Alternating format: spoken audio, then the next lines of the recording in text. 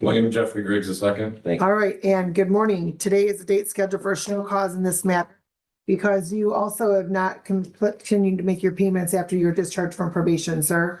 Ally, what does it show the balances on this one? 1,500. I'm sorry, 1530? Okay.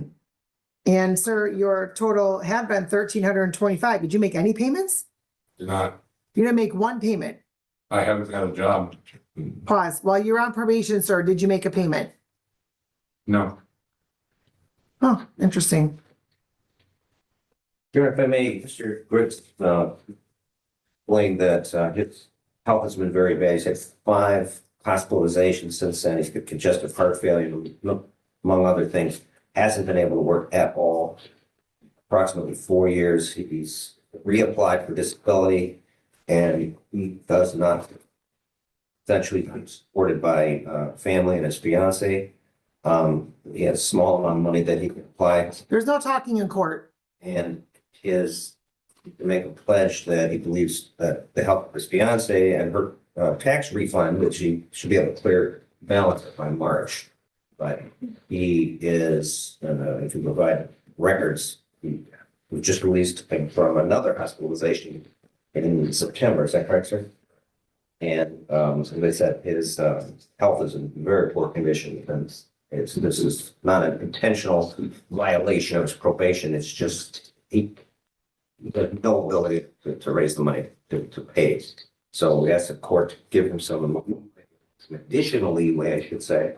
And his plan would be $100 today. And again, his fiance is a great support to him, and she's prepared to pledge to him that when she gets her, the tax refund would be due approximately March. He would intend to clear the whole thing up at that point. Beyond that, he is not much else he can put forward here. I believe you're not, in all other ways, you're in compliance, probation, you're actually discharged otherwise. Yes. So he did all those things that he could do, but for the payments. It's just strictly about inability to pay or.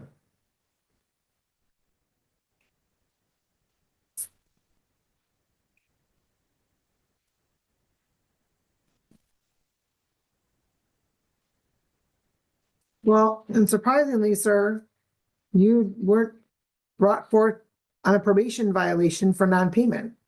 Not sure how that happened, but so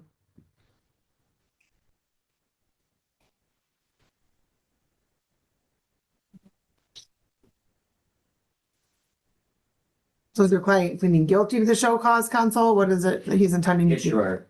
Sir, please raise your right hand. You solemnly swear or affirm the testimony you're about to give in this matter be the truth, the whole truth, and nothing but the truth. Yes. And you heard the allegation. As to that allegation, sir, how do you plead? Guilty. And you understand your rights under with the show cause hearing, correct? Yes, ma'am. And that you will be waiving some of those rights. Yes. You also understand the possible penalty as a result of your plea. Yes. And knowing all that, do you want to continue with your plea? Yes. Has anybody promised you anything, threatened you, or coerced you in any way for you to enter into a plea? No.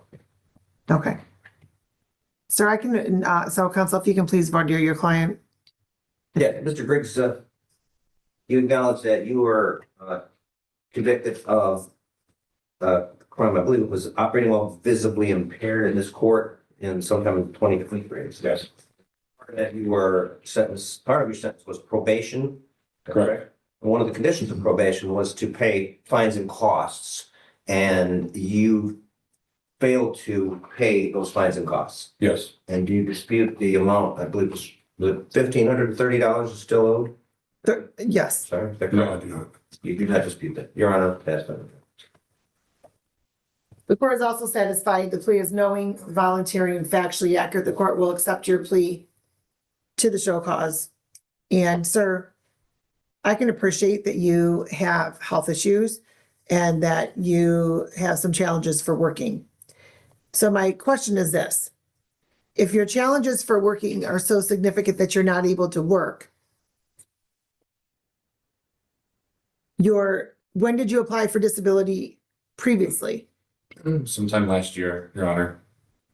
Currently, reapplying right now. Well, when you were denied, sir, did you file an appeal? No, I didn't. Why not? I did it online. I didn't know. I guess stupidity on myself. There's no excuse for that. And so now you're reapplying. Correct. And so in the meantime, sir, how is it you're supporting yourself? My fiance. And so you can't do any type of work, not even work from home, on the phone, whatever. You can't do any type of work. I mean, I've applied for positions and I don't get a call back. I guess I could try working from home. I just don't even know how to get on that route. Well, you can start by Googling work from home jobs, perhaps. I mean, that might be a start. Okay. I mean, I can't imagine that the money you owe here is the only amount of money that you owe or the only responsibility, financial responsibility that you have. And so, sir, I need you to, dig a little deeper within yourself to see what you can do to earn some extra money, not even just to pay the court, but just in general, Yes, ma'am. right? So that perhaps you can work from home. I'm not sure what your health issues are, if they prevent you from going into a location or not, I don't know. The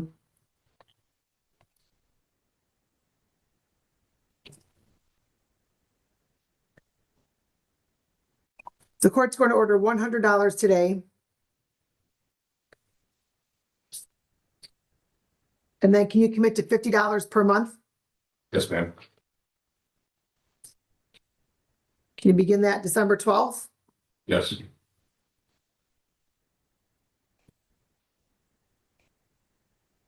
And I'm making a note on here that the intention is that you're going to be paying it in full in March with your fiance's tax refund. Yeah. If something happens, sir, and that is not what's going to happen, you need to communicate with the court. Yes, ma'am.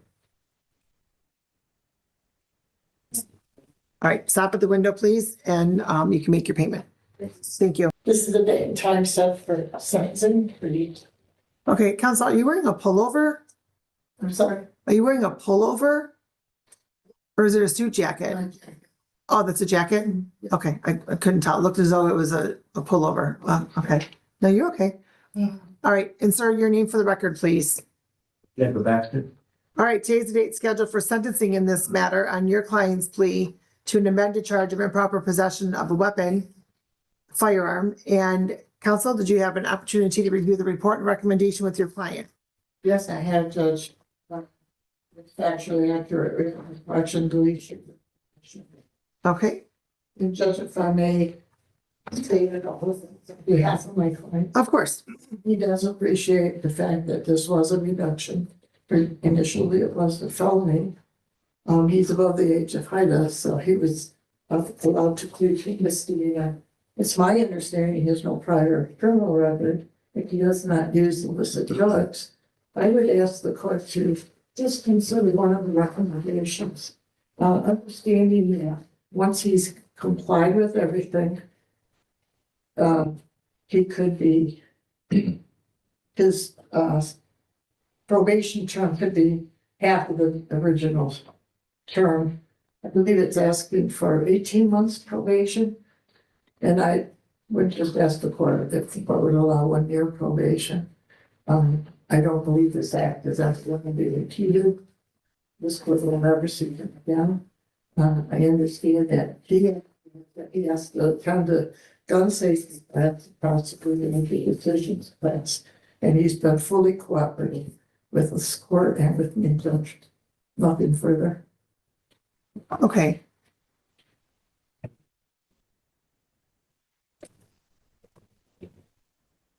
So where had you moved from? I moved from Rockwood to Taylor. I have yet to change my address. Why not? Just honestly haven't gotten around to it. Well, procrastination seems to be what got you in this trouble in the first place, sir, because apparently what you told the officer was that you moved a few months ago and forgot that you put the gun in there. Yeah. So perhaps your procrastination, sir, is getting the better of you, because not only did you end up getting charged with a felony because you had a firearm in your car, but now you still haven't changed your address. Yes. What are your work hours? I work 12-hour shifts, with the rotating schedule. Like, if I do a Monday and Tuesday, I'll work that weekend. And then if I'm working a Wednesday, I'll work a Wednesday through Friday, all midnight 12-hour shifts. Okay, so that means Monday or Tuesday, you can go to the Secretary of State, and you just choose not to do that. How were you driving around in a car with your gun in there and you didn't even realize it? Do you realize how dangerous that is, sir? Yes, ma'am. You didn't wonder where your gun was when you were unpacking? No, ma'am. I lost track of it. Well, sir, perhaps you shouldn't own a gun. Yeah, I don't think I'm gonna buy another one. If you don't even know where it's at, then that's problematic. I mean, how do you know it wasn't stolen? Right.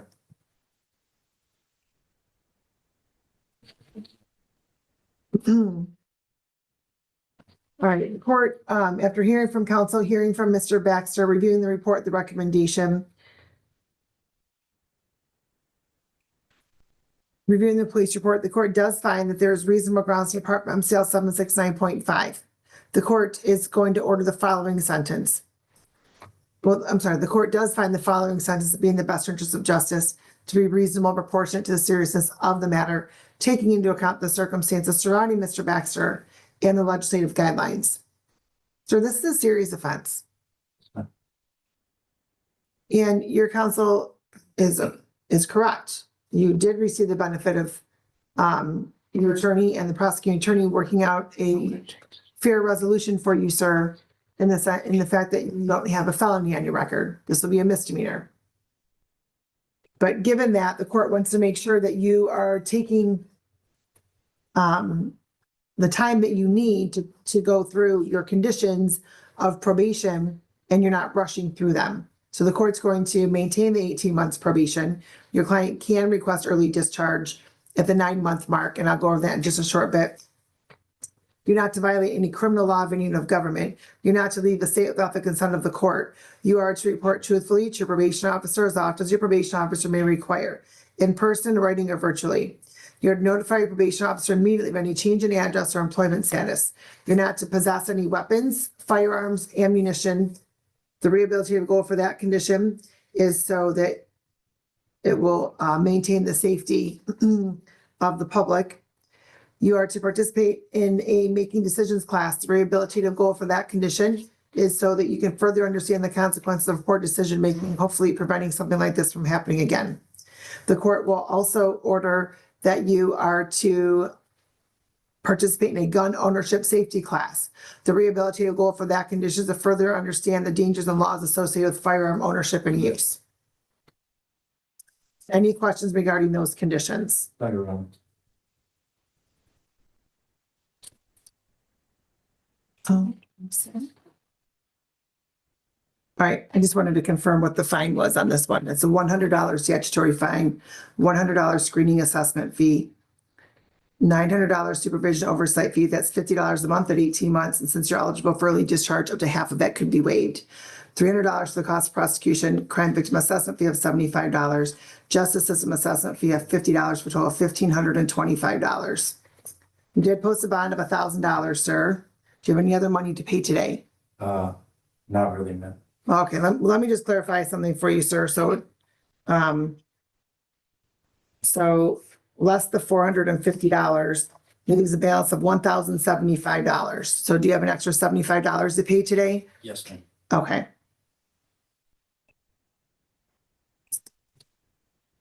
All right, so then I'll indicate all of that will be paid today, and then you won't have to pay anything else, sir, unless you do not discharge early from probation, okay?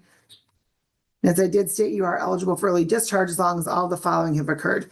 You've completed at least half of your original term of probation. All probation requirements have been completed. You've had at least 3 months without any violations, and all monies have been either paid in full or you've made a good faith effort toward making full payment. Okay? Yes, ma'am. All right, thank you, sir. Please have a seat over in probation. Somebody will be with you shortly. Thank you. Thank you. Have a good day. All right, let's go off the record for a moment. Thank you, counsel. Identify yourself, please. Henry Johnson II, Your Honor. Okay, so counsel, I know you spent a lot of time with Mr. Johnson, but Mr. Mohammed needs to indicate on this form which matters are being dismissed.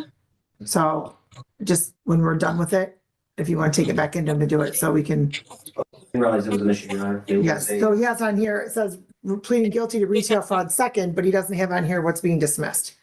I think that was already dismissed. He was originally charged with felony on this case, as I understand it. And then he had been overcharged, by their terms. And Oh. they amended it, and so he never should have been charged with a felony in the first place. So he's facing a count as, retail fraud, section D, which is, second degree. You're correct. I failed to recall that. For that, Mr. DuBois. Your recollection is better than mine this time. Well, mine's fresher, just like that. Okay, so, Today's date time set for the pretrial on this matter. I've had an opportunity to discuss this with Mr. Johnson as well as with Assistant Wayne County Prosecutor Mohammed. First, I want to point out for the record, Your Honor, that Mr. Johnson was previously represented by counsel from Neighborhood Defender Services, Ms. Segura. And my understanding that he is prepared to allow me to represent him today. He understands that today is the first day I've looked at this file. Is that correct, Mr. Johnson? Yes. okay, so a couple things. Mr. Johnson, please place your name on the record. Henry Johnson II. Okay, very good. Thank you. And so counsel, the court will note that Ms. Segura was the attorney for Mr. Johnson for felony matter. And once that was dismissed and and it was amended to a misdemeanor, Ms. Segura indicated via communication with the court that she was no longer the attorney of record, is that the Neighborhood Defender Service does not necessarily handle the misdemeanors.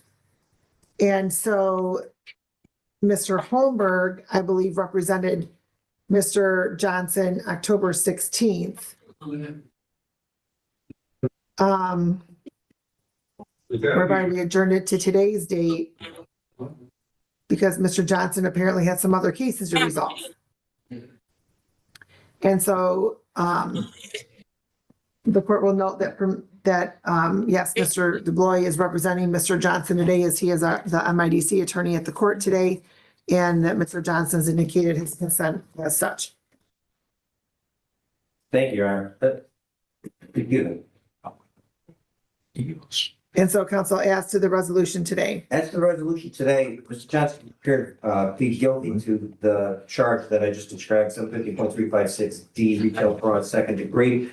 The prosecutor has made a recommendation that he has no objection to a sentence which would be time served by Mr. Johnson thus far, plus an additional 10 days, plus restitution if applicable in this particular case. I've explained to Mr. Johnson that it's the purview of the court sentence, that it's not out of the realm of possibility, but it's also possible that the judge will not, is not bound by the recommendation from the agreement. Mr. Johnson, can you confirm to me that you understand what I just explained? Yes, I do understand. And knowing that you still wish to go forward with your plea today? Yes, I do. Just again, just to belabor the point, but I was not the attorney last time. That was Mr. Holmberg. I do not have, there may be knowledge Mr. Holmberg has, which includes your situation. If you're not content with this today, I would ask, and we would receive an adjournment so that the matter could be reviewed or that Mr. Holmberg could be brought in to pick up where he left off. But understanding that you still wish to go forward today? Yes, I do. Thank you. Okay, sir, please raise your right hand. Do you solemnly swear or affirm testimony about to give in this matter be the truth, the whole truth, and nothing but the truth? Yes, Your Honor. Okay, you heard the plea that was placed on the record, correct, sir? Yes, Your Honor, I did. As to the charge of retail fraud, second degree, counsel, what's that statute again? I found it as 750.356 D. D is in David. Okay. You want, as to retail fraud, second degree pursuant to statute MCL 750.356 D, how do you plead? I plead guilty, Your Honor. You say you plead guilty? Yes, Your Honor. All right. And you've gone over your advice of rights with your attorney, correct? Correct. And you understand all of those rights. Yes, Your Honor. And you also understand by entering into a plea that you'll be waiving some of those rights. Yes, Your Honor. You also understand the possible penalty as a result of your plea, whether in this court, any other court, or administrative agency. Yes, Your Honor. And you also understand, sir, as Mr. DeBlois stated on the record, that that the recommendation is credit for time served plus 10 additional days. And you understand that that's only a recommendation. This court has in its discretion to sentence you to something different if that's what this court decides to do. You understand that? Yes, Your Honor, I do. Knowing all that, do you want to continue with your plea? Yes, Your Honor. I still come, yes. Yes, I still continue with my plea. Yes. Okay. And has anybody promised you anything, threatened you or coerced you in any way for you to enter into a plea? No, Your Honor. Any immigration issues? Any what? I'm sorry? Any immigration issues? No, Your Honor. All right. And counsel, if you can please refer to your client. Yes, well, Mr. Johnson, you recall being in the city of Wyandotte on about the 20th of November of last year. Yes. And at that time, you were in a retail establishment that sells lottery tickets, is that right? Yes, yes. And you took some lottery tickets, some scratch-offs, in fact, that did not belong to you, that you did not pay for, is that correct? Yes, that's correct. Your Honor, I'm satisfied with that.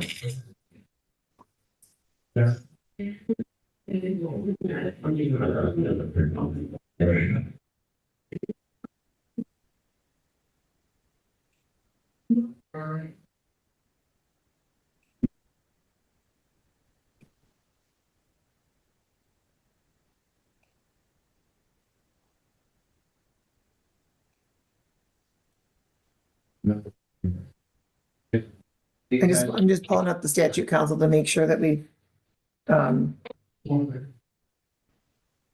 establish that this factual basis has been established. So just one moment, please.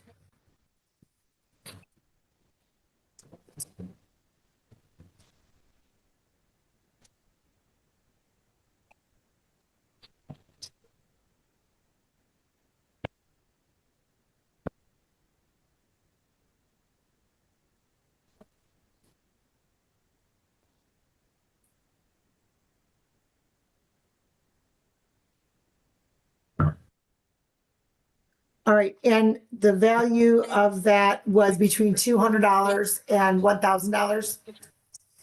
Mr. Johnson, with the value of those lottery tickets, would you say that they were in excess of 200 or less than $1,000? Yes. Yes. Thank you. All right. And the store is open to the public, correct, sir? Yes, Your Honor. All right, the court does find the plea is knowing, voluntary, and factually accurate.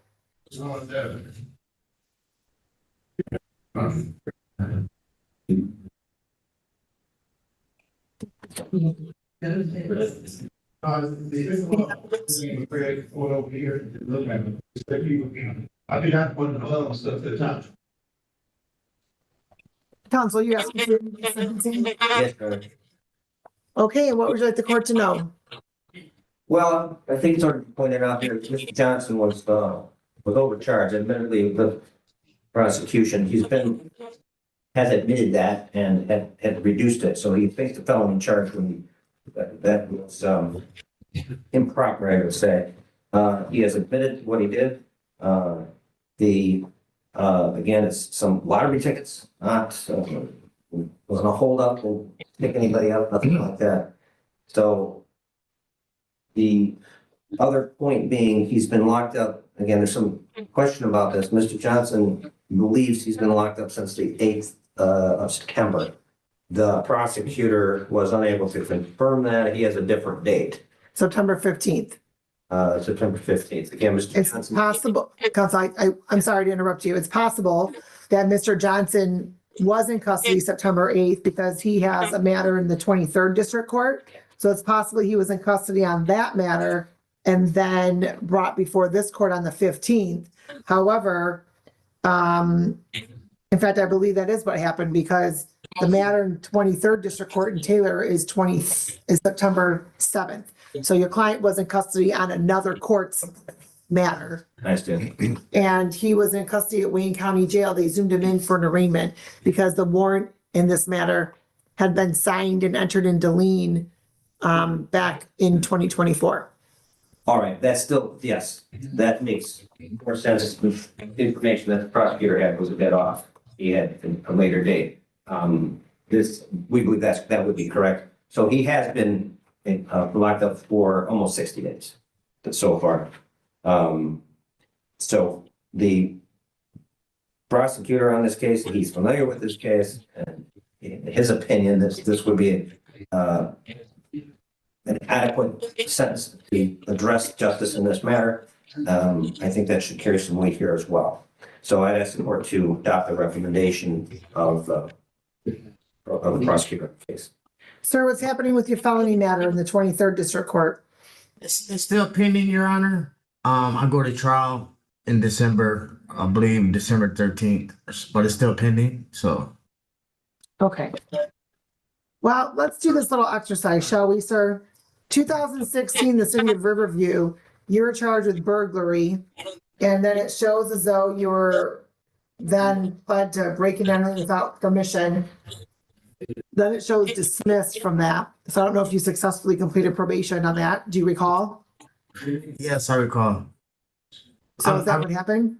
No, it was disturbing the peace. It got brought down to disturbing the peace. Yes. Okay.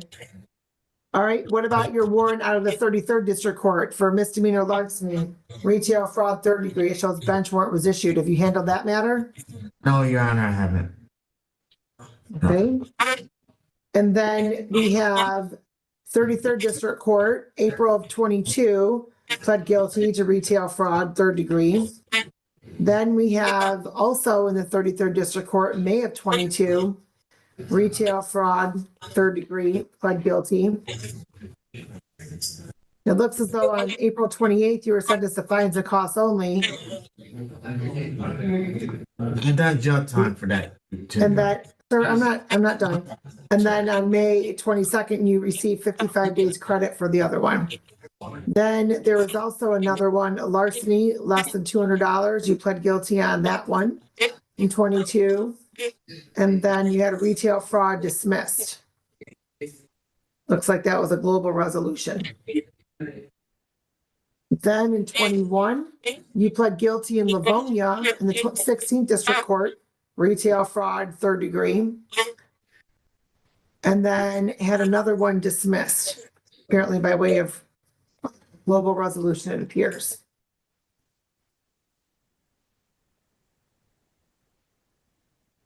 And I don't know what occurred in Westland. Oh, another larceny from 2020 that doesn't appear to have been resolved either. So, sir, you have 5 convictions, 2 dismissals of retail fraud by way of global resolution. So that's 7 charges for the same type of offense. 7. 5 of which are convictions, 2 of which were dismissed by way of global resolution because you pled on the other ones. And now here we are for your 8th conviction, sir, for the same offense.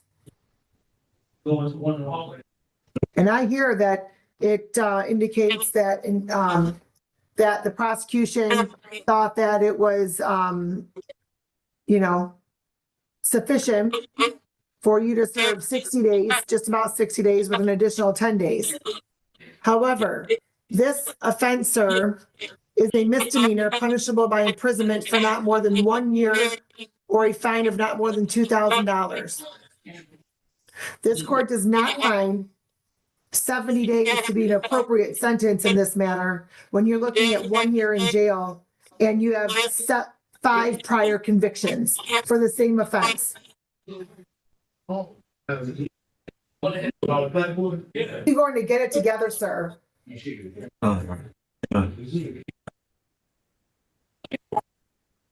I am, Your Honor. You are. Yes, You Your Honor. are, let's see, 47 years old, right? Yes. Yes, Your Honor. 47 years old. And you are still committing the same crime. Do you work? Not at the moment, Your Honor. Not. I'm not. I'm Okay, trying. sir. I was. Let me clarify. Let me clarify. Clearly, you're not working currently. On the date of this offense, were you working? No, Your Honor, I wasn't. Why not? Because I had issues with warrants that was holding me back from getting a job, and because of my fault. It's my fault. Yeah, it's my fault. But yeah, I couldn't get a job because of my background. But believe me, Your Honor, I work. I normally work. Okay, I have no felony convictions on my record, and I'm 47 years old because I normally work. I take care of my wife and children. I do. My last child is 17. And I missed this whole football season because of my stupidity and ignorance. I understand, Your Honor, and I'm trying to, you know what I mean. I'm trying to amend what I'm doing. I'm trying to do better. I want to do better. Sir, I'm not seeing that. I am not seeing the effort because not only did you not walk in on your warrant or take care of any other warrants, then you were charged with a felony out of the 23rd District Court for, let's see here. You're charged with a felony for felony concealed weapons, assault with a dangerous weapon, and felony firearm. And you've been bound over to circuit court. The only reason you're even handling this matter, sir, is because you were already in custody. You didn't walk in on your own or otherwise.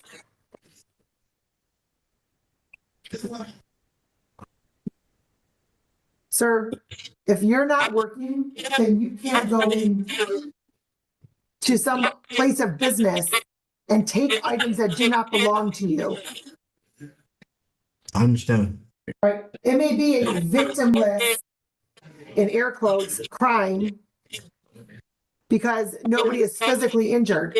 However, you clearly do not understand, nor do you want to comprehend the consequences of your behavior. The court, after reviewing Mr. Johnson's criminal history, the charge in this matter, the court is going to order 200 days jail, credit for, okay, it's 60 days. 60 days credit. I'm going to waive fines and costs.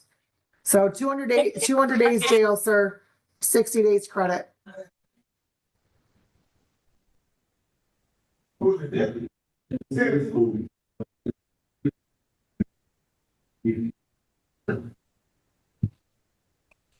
All right, best of luck to you, sir. Thank you. Have a good day. The matter of the state of Michigan versus Randall Franks, 251593. And Detective, your name for the record, please. Good afternoon, Your Honor. Detective Joseph Carr, Wyandotte Police Department. All right, please raise your right hand. Do you solemnly swear or affirm the testimony you're about to give in this matter be the truth, the whole truth, and nothing but the truth? Yes, ma'am. All right, thank you. You may proceed on the warrant. Your Honor, on November 10th, 2025, about 8:19 p.m., Officer Guzman reported that she and officers Austin Sloan and Morgan Gardaki were dispatched to the area, to the home of 3197 23rd Street regarding a welfare check on a juvenile. identified as a victim, Haley Franks. Officer Guzman reported that a stepmother to the victim, identified as Carrie Franks, had called the police department and requested the welfare check. Officer Guzman also noted that Carrie Franks is a estranged wife to the defendant, identified as a Randall Franks, who may be at the home assaulting or assaulted Haley Franks and abusing her dog. Officer Guzman reported that she and assisting officers arrived at 3197 23rd and made contact with the defendant, Mr. Franks. He was identified as Haley Franks, a biological father, at which time they spoke with Haley. Upon further investigation with Haley Franks, Officer Guzman reported that she determined that Randall Franks, the defendant, had physically assaulted Haley by pushing her several times while she was on the stairwell of the home. Officer Guzman further reported that the victim advised her that she had confronted the defendant about, pardon me, Your Honor. Officer Guzman reported that she had, No. Let me start again, Your Honor, I apologize. You're okay. The victim stated that she had confronted the defendant about him abusing or punching her dog, which was identified as a brown pit bull. Officer Guzman reported that she also observed visible marks on the victim inside both her elbows on her arms. Officer Guzman added that she also observed blood on both the hands of the defendant from him punching the dog. Officer Guzman also noted that she observed blood on the head and area of the pit bull that the defendant had reportedly punched or abused. Officer Guzman then advised the defendant he was under for arrest for domestic violence and animal cruelty, at which time he was conveyed to the station, booked and held. Okay, and there's a third offense notice. That's correct, Your Honor. It looks like the defendant had been previously charged and convicted of domestic violence in the past. Get that in front of me. I thought everything was in one second.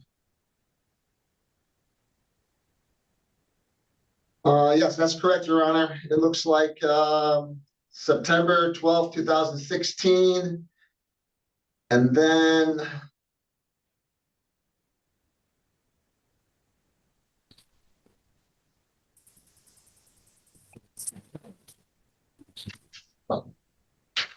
that's what I'm seeing is that one. Right, so apparently it shows 2 convictions on that date. And then there's also habitual offender fourth offense notice because of the prior felony convictions, because if the third offense notice on the domestic violence is a felony, and so there's the habitual offender fourth offense, correct, counsel? And there was Yes, two I think different. that's correct, Your Honor. I'm sorry, I'm sorry, I said counsel, I meant detective, I'm so sorry. How I read it as well, Your Honor. Okay. All right, upon examination complaining witness, I find the offenses charged were committed and there's probable cause to believe defendant committed those offenses. And counsel, your appearance, please. Yes, good afternoon, Your Honor. Neil LeBoy here on behalf of the defendant. Sir, can you state your name? Randall Franks.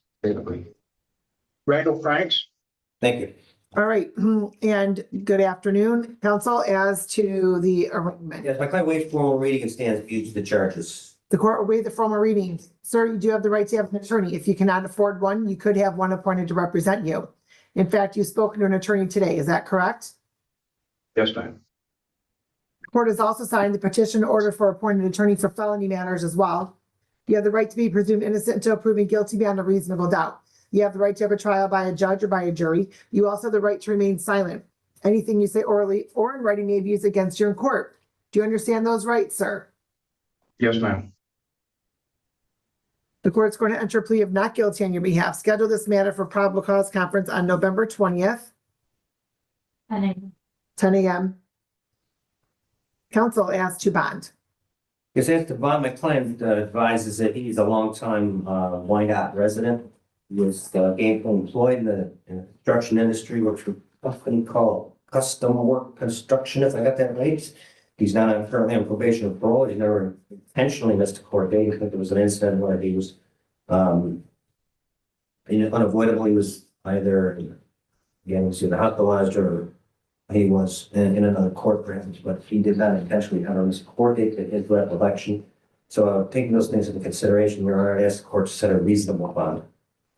All right, sir, the two prior convictions you have for domestic violence, who is the victim in that matter? I was under the impression that those were dropped as part of my plea deal at that point in time. Sir, that was not my question. My question It was, who was the victim? It was an ex-girlfriend. Who was the victim on your assault with a dangerous weapon? Who's that victim? From I am Roscommon not County? sure. That was an altercation that happened in the middle of the woods. I am not sure who that was. A friend of mine was getting jumped and I'm not I ended asking up for, catching sir, I'm not asking for factual, information. Malicious destruction of personal property out of Roscommon County in 2016. Who was that victim? I am not positive, ma'am. What's that? I am not sure of any names with those cases. Okay. What about the assault and battery out of the Roscommon County Court in 2003? Who was the victim in that matter? That was an old friend of mine that we were no longer acquaintances with. I believe his And see, name was sir, Brian Rain. I'd be surprised if you were still acquaintances, but okay. Then what about the one from 2000? There was a second one in 2003. So one was January of 2003. The offense date, the other offense date was November of 2003.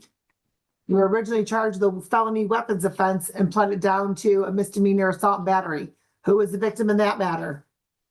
That was the Ryan Randall incident, ma'am. The what? That was Ryan Randall. Okay, I believe. don't know. Is that the former acquaintance of yours or former friend of yours? Yes, ma'am. Okay.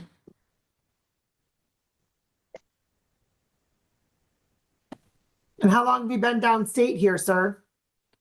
4 years, almost 5 years now. Did you handle your matter in Otsego County? In from Yes, ma'am. I ended 22? up getting my driver's license back due to that.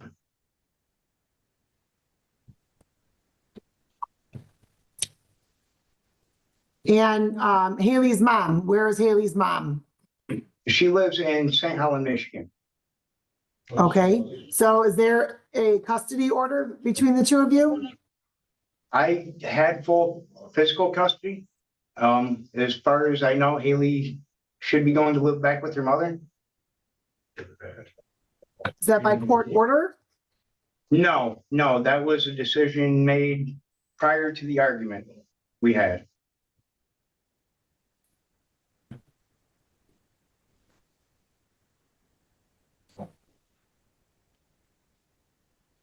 Are you currently on probation or parole anywhere, sir? No, ma'am.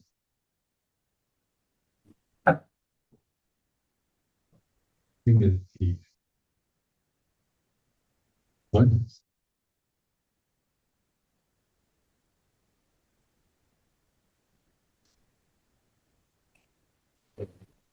Who else lives at the home, sir? It was just me and my daughter at that point in time. My estranged wife had left about 3.5 months ago.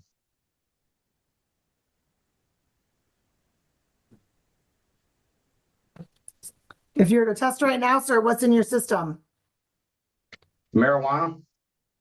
Do you have a valid prescription for marijuana? No, ma'am.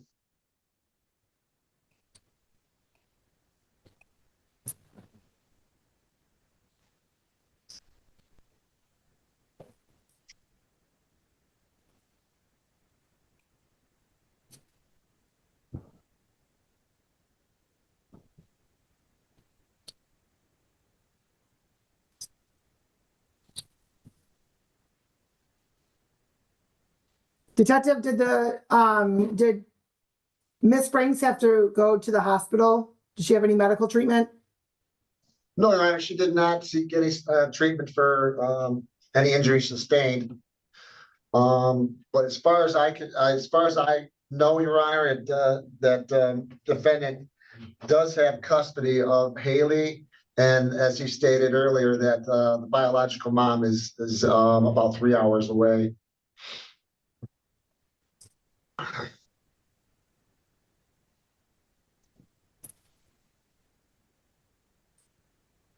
So Mr. Franks, Yes, ma'am. and I'm asking this because I don't know the status of why you have physical custody of Haley. Is it because mom's rights have been terminated? Was it a court order by a circuit court? What is the status of that? She was being a problem for her mother, so she signed over custody to me because she couldn't handle her anymore. Sir, listen, I'm not asking for a whole dissertation of of reasons why. I just asked if there is a circuit court order as to custody. I know was a family court order. We went through front of the court to do it. That's the extent of my knowledge on that, Your Honor. That would be circuit court, sir.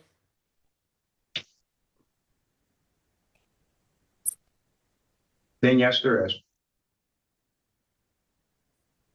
So mom isn't prohibited from having Haley at her house, correct?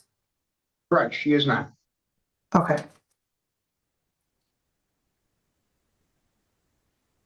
And where is it you work, sir? Custom Work Construction. It's at 711 Hillsdale in Wyandotte.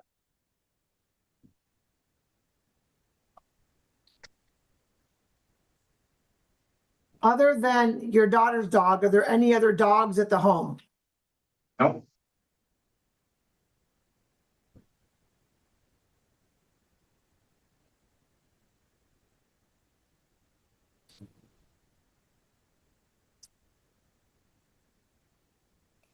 Detective, do you have a bond recommendation?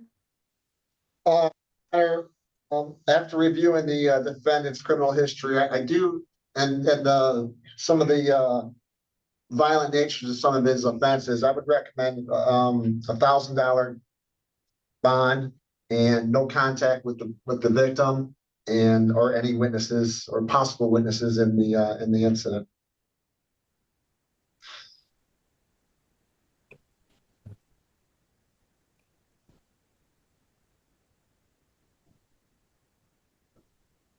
Counsel, Detective, did you say $1,000 bond?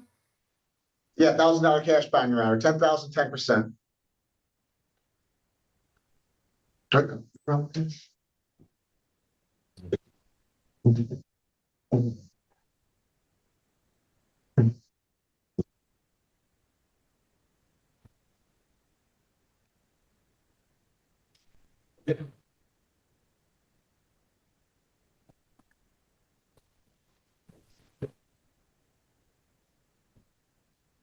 Is there more than one dog at the home, sir? There was, but my ex-wife was supposed to come get her. Your Honor, just the initial report made by officers was quite lengthy, but I do recall that there may be a smaller dog at the home. I'll have to review the report again just to make sure, but again, it was quite lengthy, so I'm not 100% sure, but I may have read that. My ex-wife was supposed to come the 14th. I believe that's today to go come get the rest of her stuff. So I don't know if there's any dogs at the house or what's at the house, honestly. Okay, sir. Well, my question was, other than your daughter's dog, are there any other dogs at the house? So there possibly could be, because there was another dog. There could be. So My ex-wife was come get everything today. So I don't know if the brown dog is even there at this point in time. Okay, are you already divorced from your Miss Franks? We filed the paperwork, just awaiting the Roscommon County Court to put everything through. Roscommon County Court? Yeah, that's where she filed up there. Oh, okay.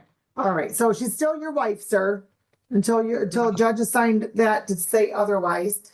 And what the court's going to do is, given the nature of the charges, the concern this court has for the safety of Haley as well as the dogs in the home and the safety of the community, given Mr. Frank's propensity for violence based upon his convictions on his criminal history, the court is going to order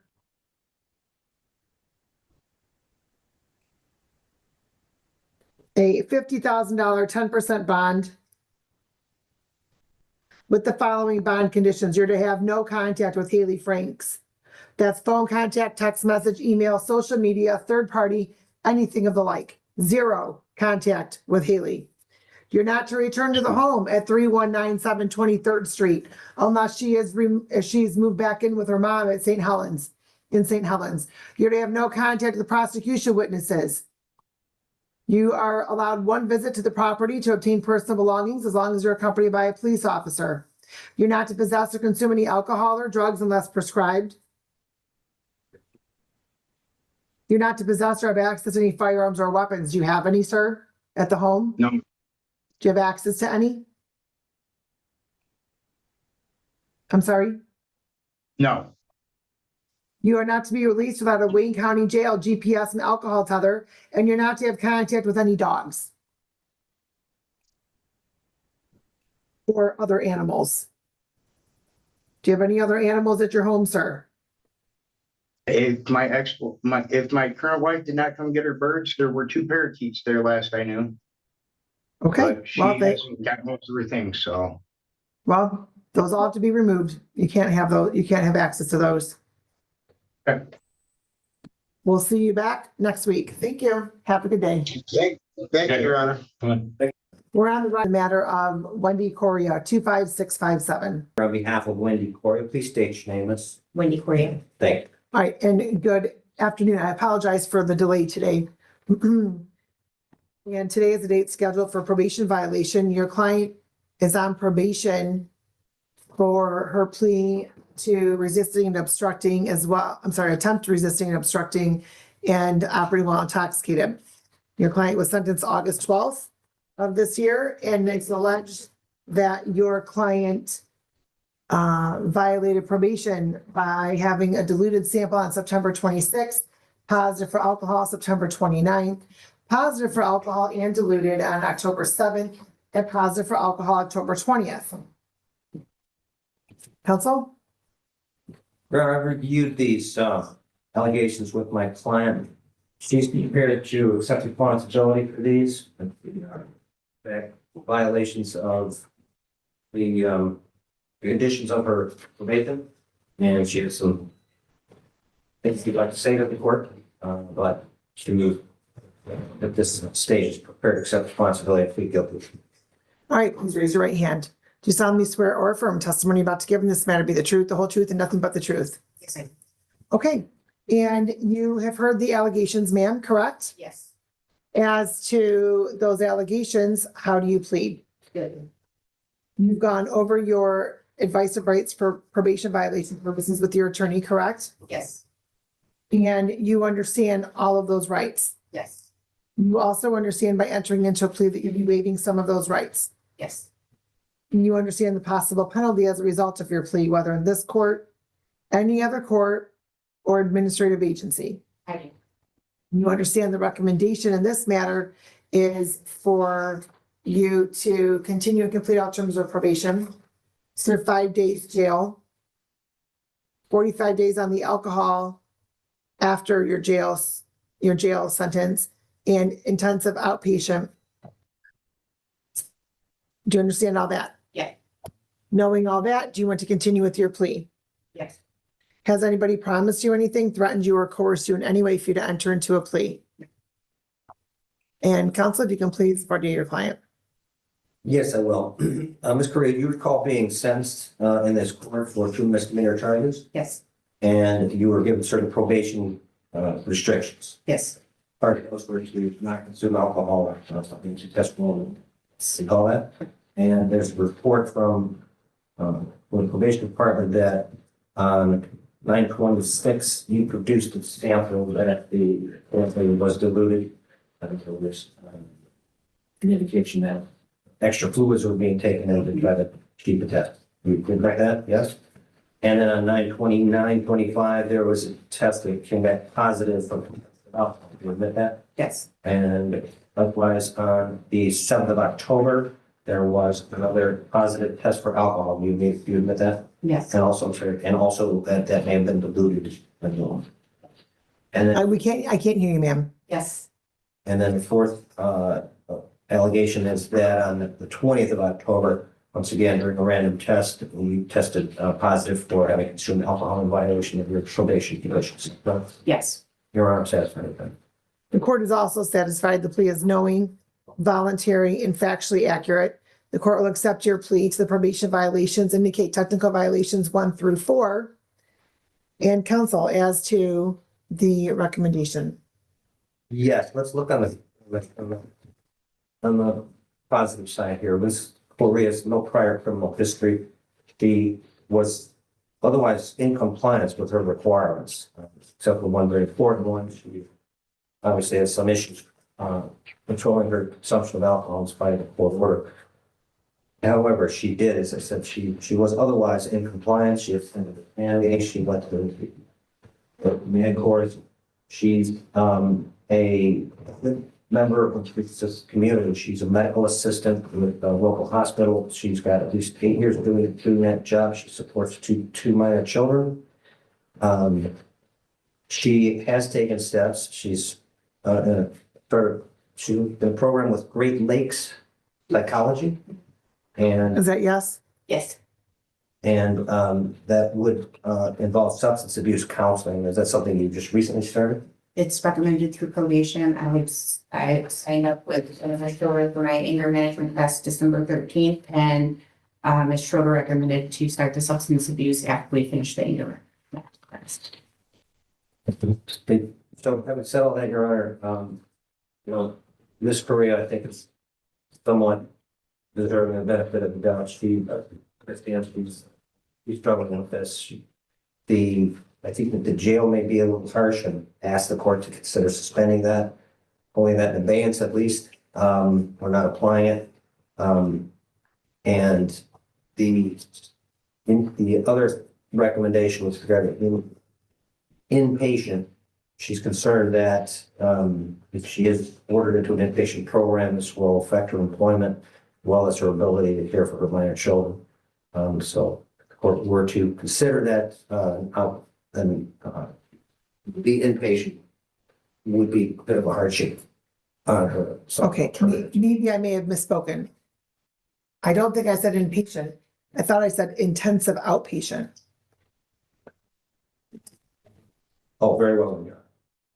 My mistake. Which is not inpatient, but it's much more intense than outpatient, general outpatient. Intensive outpatient, ma'am, is there's a few days a week that you're at your treatment for a number of hours, multiple times a week, as opposed to general outpatient, which is sometimes once a week for about an hour, or sometimes every other week. So there is a difference. Okay. Okay, so counsel, I heard everything you said. And ma'am, I believe at the time of sentencing, I expressed my concern with the level that you had at the time of your arrest, which was a 0.39. You were 1/10 away from 5 times the legal limit in the state of Michigan.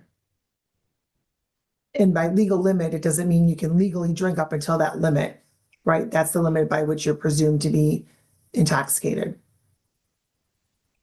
5 times.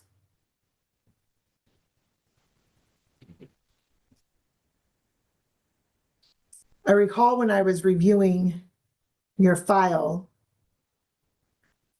for sentencing and that you typically consume a pint a day. My concern was how you were going to feel not consuming alcohol. And you did have an alcohol tether on for 30 days, correct? I'm sorry? Yeah. Okay. So it appears as though you may have had that taken off about September 12th or 13th, correct? Okay, so just about, No, September? right, so August 12th is when you were sentenced, and I ordered 30 days on the alcohol tether. August 12th is when I was sentenced. The alcohol tether was taken off and I was given a sober week. When was that? Right, no, that was during bond, ma'am. But then this court ordered at sentencing 30 days on the alcohol tether. No, I was never put on an alcohol tether. Officer Brown, my other officer, called me and told me to have it taken off, and I was went down that same day. Okay, well, I ordered an alcohol tether, so I'm not sure how that didn't occur. It was stated to me that the alcohol tether belonged to the county and that since I was sentenced, it was to be returned to them and I needed to take it back. Well, and then I think you should have had you would have had another one done through third party. So I'm going to have to check to see what happened with that. Because you absolutely should have had that on. And I did mention to Officer Marone when he called me to, because I didn't go down to have it taken off. He contacted me and told me he needed his device back.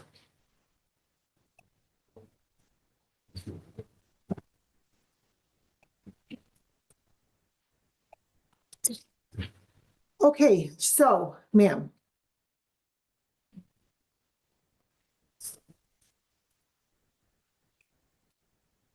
When's the last time you consumed alcohol? I don't have an exact date, but I would believe possibly the second week of October.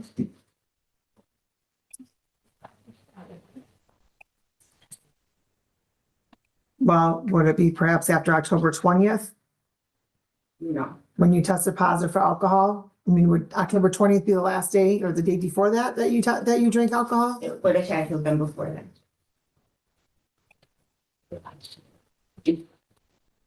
Why, ma'am, why did you decide that you should be drinking those 4 times?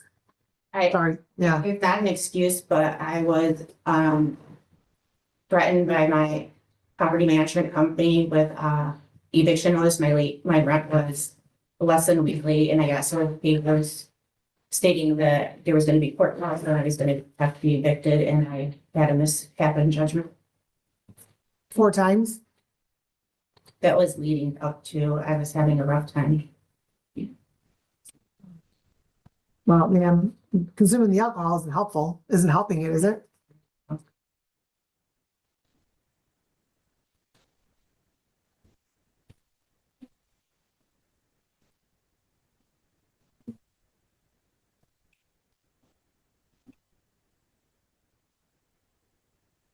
Are you interested in treatment court, ma'am? So I did speak to the judge of Lincoln Park who runs it at the bond meeting, and he told me I wasn't eligible because this was my first time being in trouble. So I asked him about it.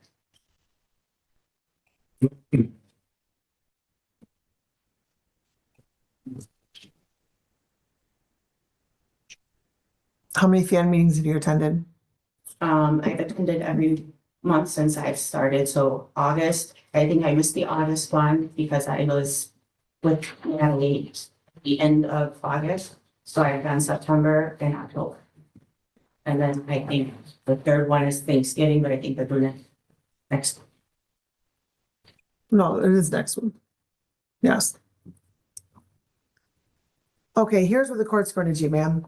The court's going to order you to continue and complete all terms of probation.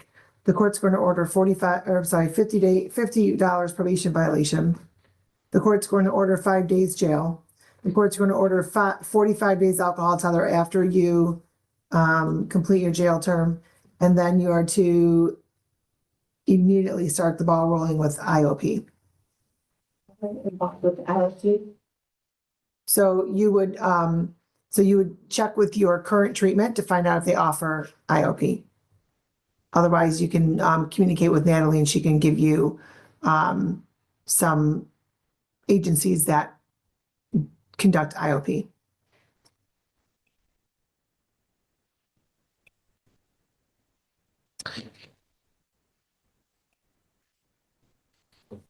Is there any way that we can suspend the jail time? I have 2 minor children at home. I'm not suspending the jail time, ma'am. I will give you until Friday to report. So then the majority of the time will be over the weekend, so it would impact you less for work. And then it gives you a couple days to arrange for childcare for your children. How old are your children? 10 and 14. Okay. So today's Thursday, so that'd be report tomorrow. Do you work Saturday? Only once a month. So you don't work this Saturday?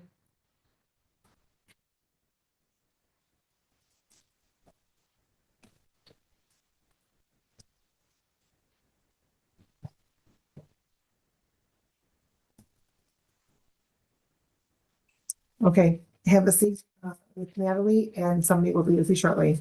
Thanks.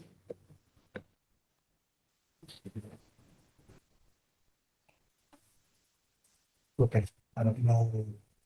These are afternoon ones, but one is the attorney that has both, Okay, I'm gonna get these done first. okay. And then that one. Let's go on the record in the matter of Shannon, the city of Wyandotte or Shannon Liddell, 251015. Right here. Good afternoon, Your Honor. Neil DeBook here on behalf of Shannon Liddell. Please state your name. Shannon Liddell. Okay, thank you. And so today is the date scheduled for sentencing on your client's plea to disorderly conduct. I know we just had the other party for that here yesterday. So counsel, do you have an opportunity to review the report and recommendation with your client?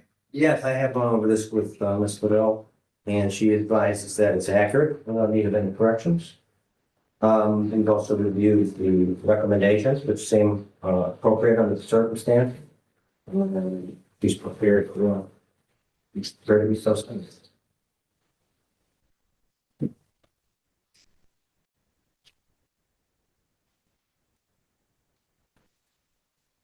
All right, and the court will note after hearing from counsel reviewing the report, the recommendation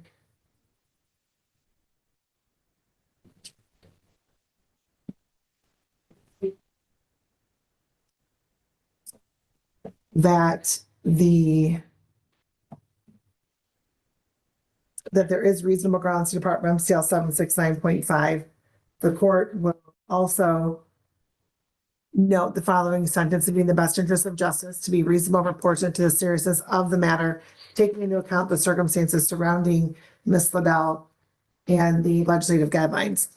The court's going to order 6 months probation. I believe that's what I think I amended the recommendation from yesterday, from the matter yesterday to 6 months probation.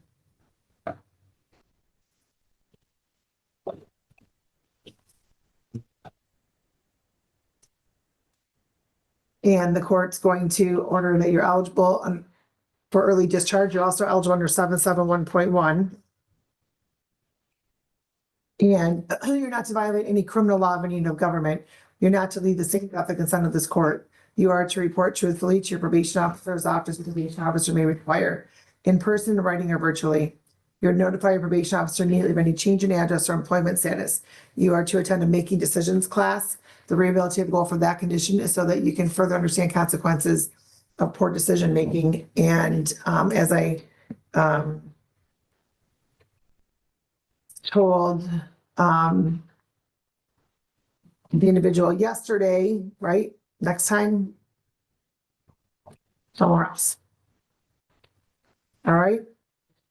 Okay. Any questions on the condition? There's no talking in court. All right, so let me,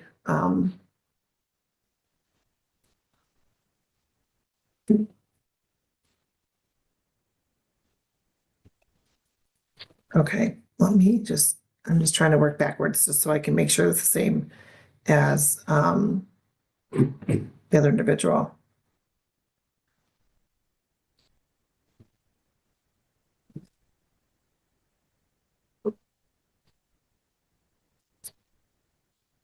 Okay, so I believe that, all right, $300 fine, $100 screening assessment fee, $300 supervision oversight fee.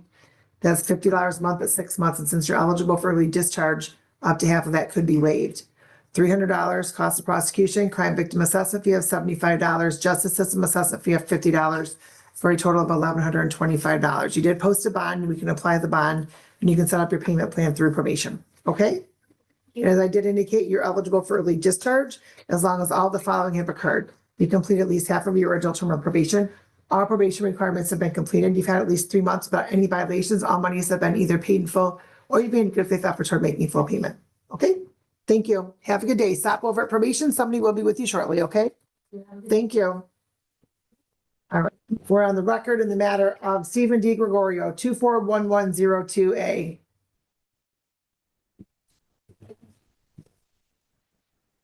Good afternoon, Your Honor. Neil Blake on behalf of Stephen D. Gregorio. Mr. Gregorio, can you confirm your name, please? Stephen Sean D. Gregorio. Okay, today's the date scheduled for probation violation. You were sentenced in this court November of 24 to 18 months probation. And you're on probation for operating while visibly impaired, which by my calculations, you really probably could have applied to be discharged early, but you didn't do that. And so now it's showing that you violated, it's alleged you violated probation by testing positive for alcohol on September 9th and September 23rd and failing to appear for testing on October 6th and October 28th. Counsel? Correct. With Mr. D. Gregorio, he acknowledges his failings. He's prepared to accept responsibility, and he does not contest the technical violations going through court. All right, please raise your right hand. Do you solemnly swear or affirm testimony you're about to give in this matter to be the truth, the whole truth, and nothing but the truth? Yes, Your Honor. All right, you heard the plea that was placed on the record, correct? Correct. And you heard the allegations, correct? Correct. And as to those allegations, sir, how do you plead? Guilty. You've gone over your advice of rights with your attorney, correct? Yes, I have. And you understand all of those rights. Yes, I do. You also understand by entering into a plea that you'll be waiving some of those rights. Yes, I do. And you understand the possible penalty as a result of your plea. I do. You understand the recommendation from probation is for you to continue and complete all terms of probation, pay a $50 probation violation fee, 60 days alcohol tether, increased testing and mandatory jail for any violation, correct? Correct. All right, knowing all that, do you want to continue with your plea? I do. Has anybody promised you anything, threatened you, or coerced you in any way for you to enter into a plea? Oh, Your Honor. And counsel, you may body your finding. Thank you, Your Honor. Mr. Gregorio, D. Gregorio, do you recall being sentenced in this court for the crime of operating while visibly intoxicated, visibly impaired, Chief? Yes. And in part of your sentencing, there were certain restrictions placed upon you. Is that correct? Yes. And one of those restrictions was to not consume alcohol or any drugs that were not prescribed. Is that correct? Correct. And you were also subjected to random testing. And I'm sorry, is that correct? Correct. And there's a report from the probation department indicating that a test was taken from you 9/9/25, and that it indicated the use of alcohol. Do you admit that? Yes. And then again on 9/23, a test that you took indicated then also a use of alcohol in violation of your probation conditions. Is that correct? Yes. And then you were ordered to test on the dates of October 6th and October 28th, and you failed to appear for those tests. Is that correct? Correct. Your Honor, I'm satisfied with that. The court is also satisfied the plea is knowing, voluntary, and factually accurate. The court will accept your plea to the probation violations. Indicate technical violations 1 through 4 will enter. And counsel. Your Honor, Mr. Di Gregorio is embarrassed of himself. He's taking responsibility for this. And as you indicated, he was an inch away from being released early. He completed everything. He had done everything the court had required, meanwhile still maintaining his full-time employment and going overboard with the community service. It's something like 300 hours of community service. He was doing everything he had to do, and at that point, he had a setback in his life. He fell back into old habit. And he decided to have a few drinks, and this is where he is today. He should be all completed, should be done with all this. Instead, he's here worried about going to jail. The recommendations don't seem out of line with the circumstances. He would like the court to know that he has initiated or is continuing with this Spring Health type of therapy. That's a once a week. Can you give the court a little bit more background on what you're doing in terms of therapy? I reached out about a month and a half ago when I had a buddy pass away at work. I have a long history of close people passing away pretty early in my life. It's caused issues in my life, and I know that. And I was, like he said, set to be off of probation. I was going to sign my papers that day, and then waiting for you to sign them. Unfortunately, I had a setback, so I'm trying to figure that out with my counselor. I see her every Tuesday for an hour, and we Zoom, and it's progressively helped. And I'm getting the help I need. Okay, and the setback was the death of your coworker? Yes, it was a very good friend of mine. Okay. Not an excuse. I understand that. Okay, so was that in September, on September 9th or September 23rd? It was before September. It was at the end of August. Okay, and so if you were to test right now, what's in your system? Maybe marijuana, but I have a medical condition for that, and I got my card for that. Marcy has that on file. But I'm trying to cut that back as well. I don't want to have anything in my system at this point moving forward. I coach a bunch of little kids at hockey now at this point in my life. That was what I picked up for community service. I do a learn to skate program. I do an extra program, off ice training, and I head coach the 8U team now. So I got a lot of things to look forward to, and I'm just trying to better myself to be there for the kids and my own kid and my own family as well. Okay. All right. So what I'm going to do is I do find the recommendations appropriate. The court's going to order you to continue and complete all terms of probation. And so since you're done with everything, it'll be to continue probation and complete the additional terms. The court's going to order $50 probation violation fee. Going to order 60 days on the alcohol tether. Increased testing and then mandatory jail for any violation. Okay, sir? Yes, Your Honor.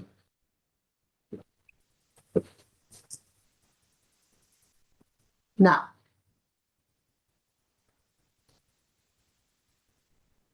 You're in the thick of hockey season right now. Yeah, I'm going to skate with an alcohol tether. That's not going to be fun. But Well, sir, I will allow you to use a sober link. not familiar, but That's not affixed to your leg. It's a device that you have to blow into every so many hours. that would be great. And the reason I'm doing that, sir, is because you clearly there was something that occurred and you've indicated there was the death of your friend. And so you went all through probation without any violations. And given that there clearly was some significant triggering event and you've now taken the steps to address that, the court will allow you to utilize the sober link in lieu of the tether. Okay. That. And Mr. DeBloy will tell you that I am not a fan of the sober link because it's because the alcohol tether is a bit more that's what I'm looking for. Immediate? Yes, thank you. Immediate.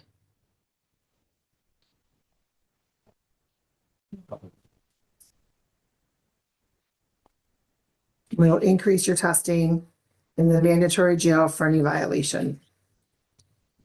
Any further violation.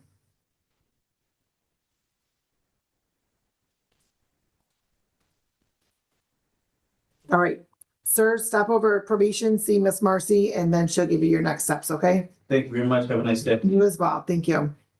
Let's go off the record. You're welcome.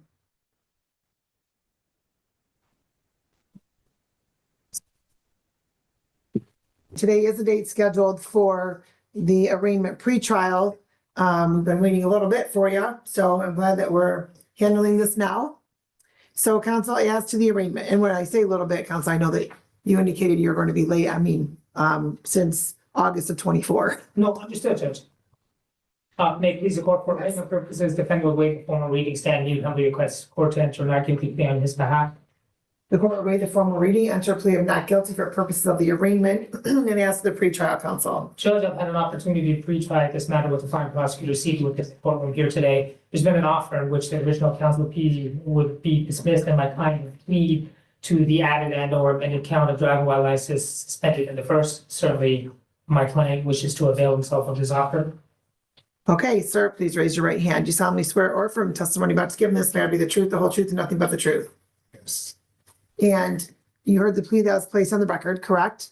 Yes. As to the amended charge of driving while license suspended first offense, how do you plead? Guilty. You've gone over your advice of rights with your attorney, correct? Yes. And are you picking him up, Ally? Yeah. Okay, and you understand all of those rights? Yes. You also understand by entering into a plea that you'll be waiving some of those rights? Yes.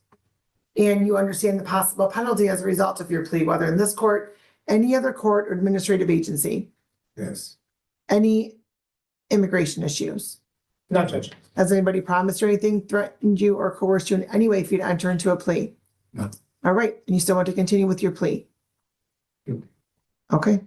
Counsel, if you can please validate your client. Yes, Mr. Howell, the date and time in question where you're operating a motor vehicle. Excuse me, that date is July 3rd of 24. Okay, on July 3rd of 2024, were you operating a motor vehicle? Yes. Were you in the city? Why not? Yes. Okay, ultimately, did you come in contact with the police department? Yes. At that period of time, did you have a valid driver's license? No. Okay, you understood you don't have a valid driver's license, correct? Yes. I'm satisfied, Judge. The court is also satisfied the plea is knowing, voluntary, and factually accurate. The court will accept your plea to the amended charge, dismiss the original charge per the plea agreement. And counsel, you're looking for immediate sentencing? If we may, please and thank you, Judge. All right, what would you like the court to know? Judge, undeniably, Mr. Howell exercised very poor judgment on this particular day. Within the file, I see there are some medical concerns that he has. He has heart issues. He has diabetes, which is the reason why his foot is cast that the way that it is. Be that as it may, that's not an excuse. He's retained counsel. Our desire is to explore getting him an actual license so that he can drive. In the interim, he does have someone here in the courtroom who is driving him around. He will not drive again. Certainly, this matter should have been addressed back in 2024, but he is here now. He posted a $1,500 bond. I'd ask for fines from prosecutor. He'll pay it today. And I'm confident you won't see him again for these type of matters. All right, so sir, where's the, is that the person whose phone went off? The one, yes, forgive. Okay. And sir, do you work? No. Do you receive a disability? Yes. Okay. What's the status of your license, of obtaining a license?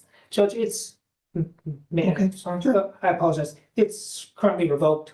So we want to, our desire is to close this matter, then explore filing for a hearing before the Secretary of State. If that's denied, then appealing to the circuit court in order to get him a restricted license. So that's the process that we're beginning. However, it starts with today. All right, and so sir, why were you driving on this particular date? Let's see my girlfriend. Well, your girlfriend could have paid for an Uber for you. Or you could have paid for an Uber or Lyft or whichever other, I'm not trying to promote one over another. I understood, Judge. Or perhaps your girlfriend could have come to see you. True. This will be an expensive visit. Yes. And where does your girlfriend live? Forgot on Beth Street. What city? Taylor. Well, from Grosse Point Farms to Taylor, you don't have to even go through Wyandotte. I'm away, so.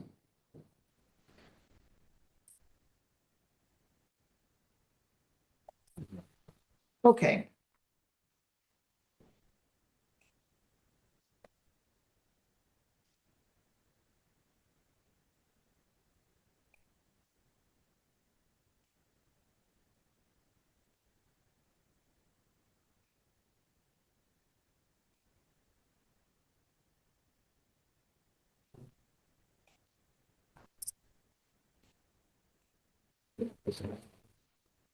Did you also, like, and I know that this isn't something that, I mean, this is what was dismissed, but did you also just did you attempt to make a different license? Yes.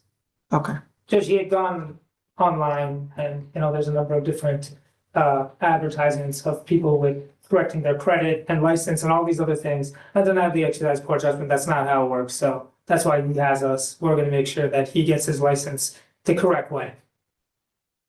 okay. So the court's going to order a $500 fine, $200 cost, crime victim assessment fee of $75, justice system assessment fee of $50. That's a total of $825. There's also a warrant fee of $50 and a clearance fee of $45.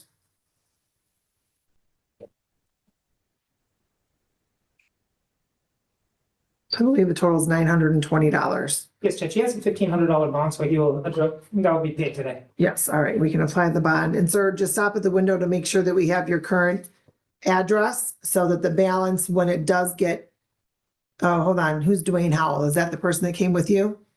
Yes. Is he willing to sign the bond over? Yes, Yes. Does he know that? He's yeah, Judge, he was the one that retained my services, so I'm certain he will. okay, all right.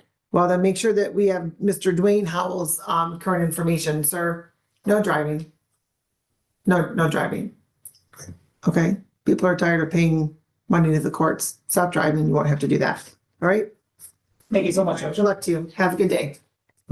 In the matter of the city of Riverview, versus Robert Phillips, 251517. Good morning, Your Honor, Mr. Secretary, Mr. Goldfield, please. Thank you. And sir, your name for the record, please. Bert Phillips. All right, thank you for trusting clerk will leave the court. Counsel, today's the date scheduled for the arraignment and the pretrial. And as to the arraignment, Wait for reading. the court will waive the formal reading, enter plea of not guilty for purposes of the arraignment. And as to the pretrial. Your Honor, my client's going to tender a guilty plea to a lesser included charge for operating negligently impaired. All right, sir, please raise your right hand. You solemnly swear or affirm testimony about to give this matter be the truth, the whole truth, and nothing but the truth. That's what. Okay. And you heard the plea that was placed on the record, correct? Correct. As to the amended charge of operating while visibly impaired, how do you plead? Guilty. And you've gone over your advice of rights with your attorney, correct? Correct. And you understand all of those rights. I do. You also understand by entering into a plea that you'll be waiving some of those rights. I would understand. You've gone over the possible penalty as a result of your plea, whether in this court, any other court or administrative agency, correct? Correct. And knowing all of that, do you want to continue with your plea? I do. Has anybody promised you anything, threatened you, or coerced you in any way for you to enter into a plea? No, they haven't. Any immigration issues? No, Your Honor, may I please have the date of the offense? October 18th. And counsel, if you can please order your client. Mr. Phillips, were you operating a vehicle in the city of Riverview on October 18, 2025? Yes, I was. Prior to operating that vehicle, did you have any alcohol? Yes, I did. All right, Oh, I'm sorry. Is you picking him up? Okay. all right, and how much alcohol did you consume? A fair amount, enough to blow 0.2. All right, do you believe that alcohol impaired your driving by not being able to stay in your lane? Yes, it did. Satisfied, Your Honor. And you stipulate to the .222, counsel? Yes, Your Honor. The court will accept the plea as knowing, voluntary, and factually accurate. The court will accept your plea to the amended charge and dismiss the original charge per the plea agreement. As to bond counsel. Your Honor, my client came in timely. He was very respectful. He's 32 years old. He works as assistant manager at Applebee's. He lives in Westland. He doesn't have any children. He graduated high school in 2011. He's not on probation or parole, as I indicated, with no pending cases. I asked for a first one. All right, sir, when's the last time you consumed any alcohol? Not since I got arrested. I'm sorry? Not since I was detained. Okay, and sir, you know at what level you're intoxicated because you have a prior from 2017. And have you ever failed to appear in court for any reason, sir? I have not. Are you on probation or parole anywhere? I am not. And are you out on bond in any other jurisdiction? No, I'm not. The court's going to continue your cash bond. The court's going to also order, sir, you to participate in random testing. Given the levels and given your previous conviction, the court wants to ensure that you're not going to possess or consume any alcohol or drugs that are not prescribed. So you're going to go over to probation, sir. You're going to get a copy of your bond conditions as well as your testing information and a whole slew of other information. Okay? All right. Good luck to you. We'll see you back at sentencing. Thank you. You have a good day. We're on the record in the matter of the City of Riverview versus Ethan DeLong, 251312. Good morning, Your Honor. Victor Shemke, appearing on my client who approaches.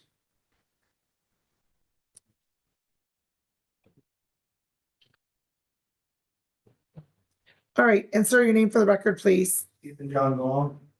All right, and so this matter is adjourned because there was not a factual basis on the plea that was put forth previously. That's correct, Your Honor. And then I was able to get the discovery from Mr. DePloy and reviewed with my client, had a dialogue with the prosecutor. Based on the evidence that was provided, my client is now prepared to enter a responsible plea to a lesser included civil infraction of careless driving and a guilty plea to the no insurance charge.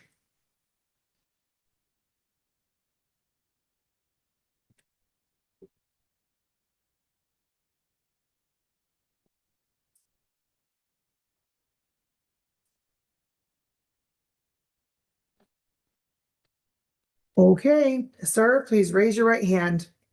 Do you solemnly swear or affirm testimony about to give in this matter to be the truth, the whole truth, and nothing but the truth? Yes. Well, Mr. Carmen, your appearance for the record, please.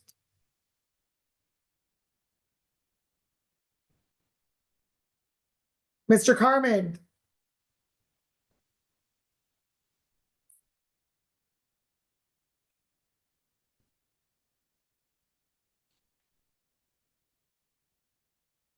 Can you message somebody out there, please, to have Mr. Carmen come in here?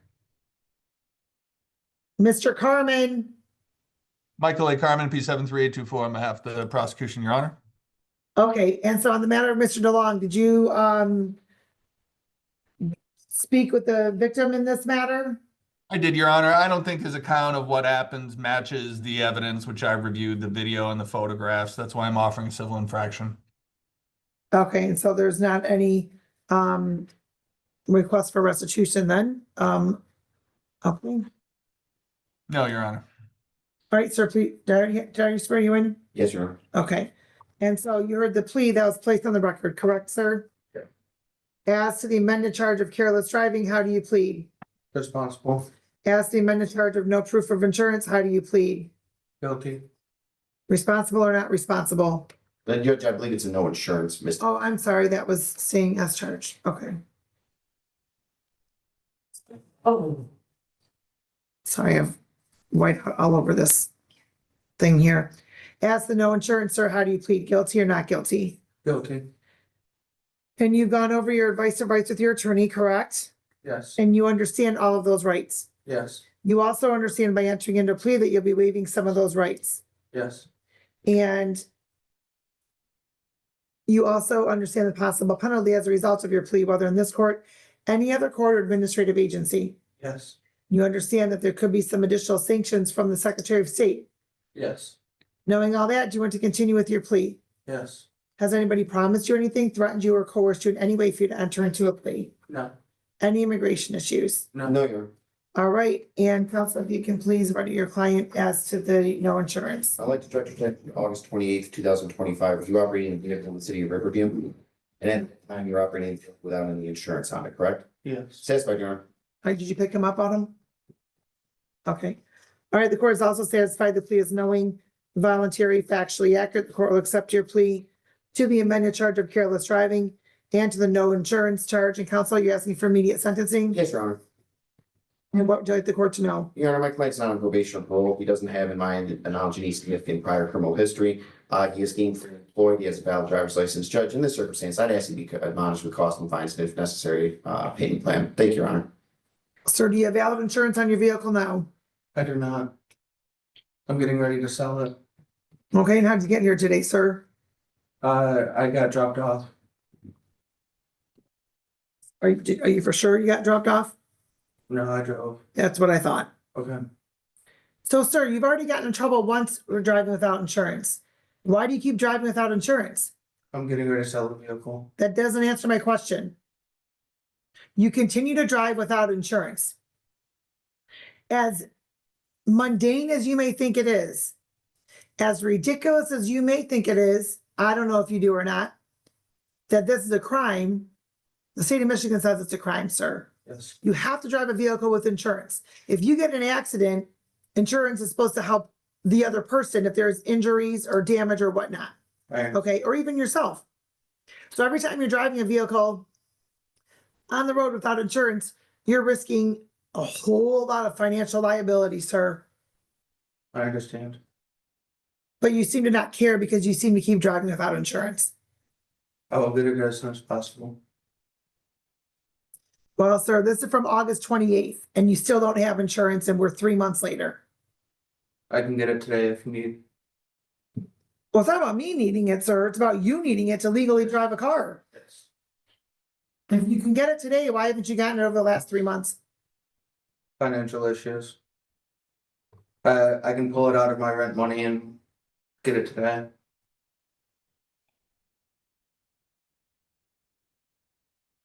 Or, sir, how about not drive? Where do you work? Tom's Family Auto Care. I have to drive for a living. Does your employer know that you're not insured? Yes. So, sir, if you have to drive for a living, you don't drive without insurance.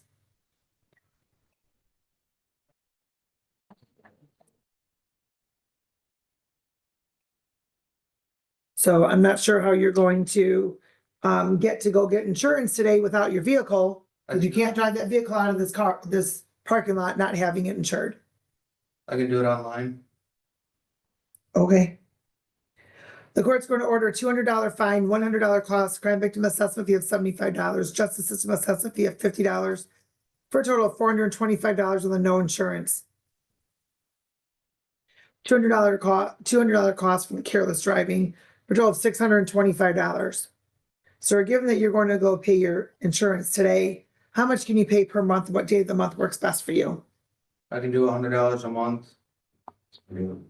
15th. December 15th? Yes.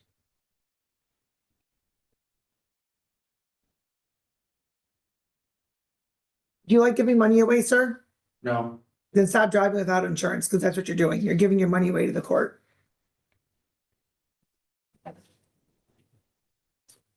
All right, make sure, do not drive out of this parking lot. Yeah. They will be watching you, so do not drive. You don't have valid insurance. We cannot let you drive without valid insurance. We cannot knowingly let you violate the law. Thank you, All Judge. right, thank you. Have a good day. We are recalling the matter of the City of Riverview versus Alicia Trombley, 251307. Good morning, Your Honor. I'm pleased to court David Burr, some Mr. Strong. All right. Good morning. Good morning. And your name again for the record, please. Yes, Alicia Trombley. Okay. And so, counsel? Your Honor, it's the same plea agreement. I did speak to the prosecutor before today's date, so that was we had already arranged that. The only thing, I know it's up to you, Judge, but the only other thing that's not on the plea form, I know that it's honestly up to the court, but I know that people don't object to fines and costs only if the court's inclined, obviously, but he didn't put it on there. I just discussed it with him. Okay, and so counsel, I need you to just, I understand it may be the same plea, but for the record purposes, I need you to place it on the record, please. Yes, Your Honor. Your Honor, my client's going to, in exchange for a dismissal of the original count, my client's going to plead to an added count of disorderly conduct in this case.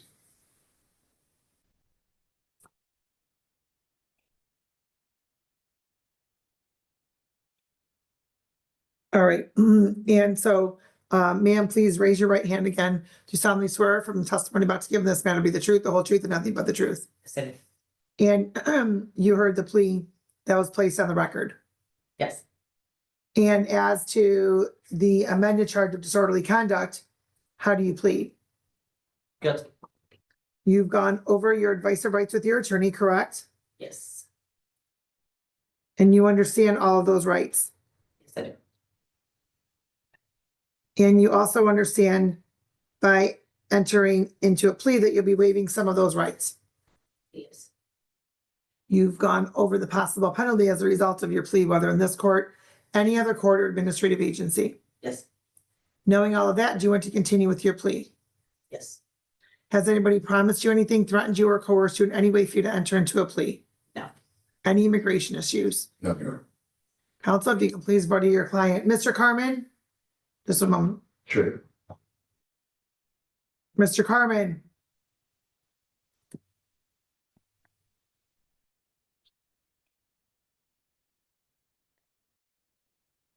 Can you please ask Mr. Carmen to come back in here, whether on Zoom or in person, please?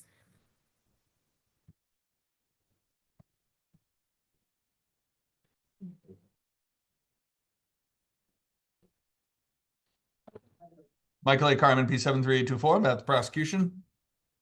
All right, thank you. And counsel, if you can please vote to your client. Yes, Your Honor. Your Honor, date and time, please. I'm sorry. Okay. August 28th. Thank you, Your Honor. Probably on August 28th, 2025, you were in the city of Riverview, is that correct? Yes, I was. And you were delivering food that day? Yes, I was. Okay, and to where?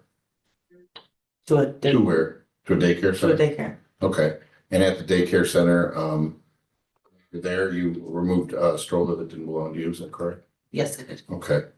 And let's see, that daycare was open to the public, is that correct? Yes. Okay, all right. Judge, I know that's sufficient for the original charge, Judge. I don't know if the court needs additional information.